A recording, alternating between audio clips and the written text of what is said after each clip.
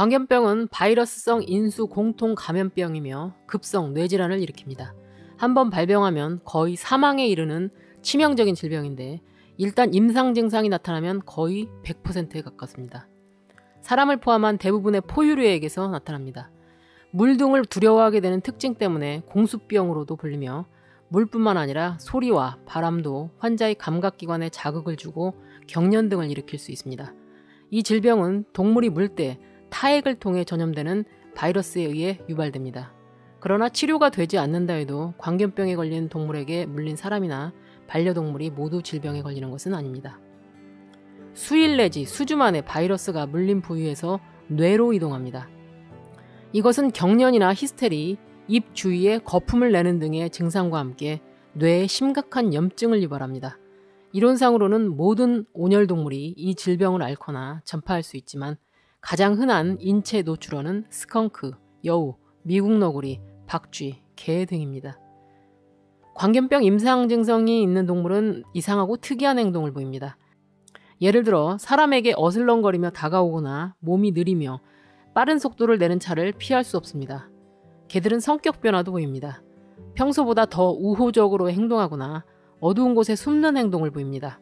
결국 몸을 비틀거리고 눈에 생기가 없으며 공격적인 성향이 발달하기도 합니다. 이 증상은 광견병에 걸린 개의 전형적인 타입입니다. 광견병에 걸리지 않게 미리 예방접종을 하는 것에 대해서 많은 사람들은 수긍을 하고 당연하다고 생각할 것입니다. 하지만 광견병 예방접종의 백신 때문에 그 백신의 부작용으로 일부 동물이 병이 들게 되는 역효과를 초래하는 것도 사실입니다. 그러나 광견병의 예방접종은 법적으로 요구되는 유일한 접종입니다. 광견병 예방접종을 맞은 후에 오는 가장 흔한 장애는 공격성, 의심, 비우호적인 행동, 히스테리, 파괴적인 행동, 혼자 있는 것에 대한 두려움, 가상의 물체를 향해 짖는 행위 등입니다.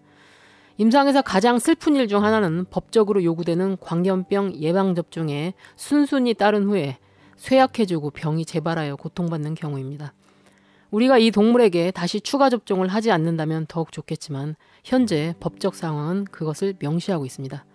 우리가 할 수 있는 최선의 방법은 예방접종을 하고 2시간 이내로 보호자로 하여금 개에게 적절한 동종요법 약물을 투여하도록 하는 것입니다. 일단 질환이 진행되면 환자를 구할 수 있는 통상적인 치료제가 없다는 것이 문제입니다.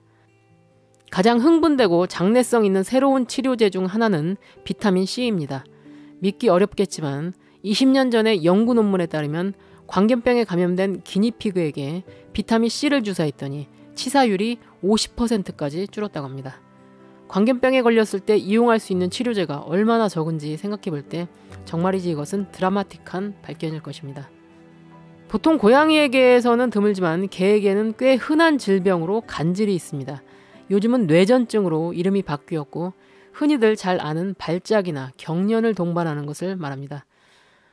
이것은 집중적인 근친교배 때문일 수도 있고 너무 많은 추가 예방접종이 원인일 수도 있습니다. 광견병 예방접종도 포함됩니다. 간질은 백신에 들어있는 단백질과 미생물에 대한 반응에 의해 유발되는 경미한 알러지성 뇌염이 진행되어 발생합니다. 이 상태는 수년 전 발견되었으며 논문으로 증명이 되었습니다.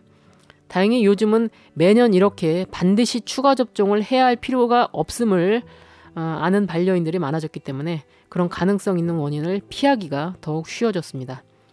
많은 개들이 예방접종을 맞은 후에 특히 홍역이나 광견병 예방접종을 맞은 후에 간질이 발생합니다. 간질이 발생하면 도움이 되는 동종요법 약물을 소개합니다.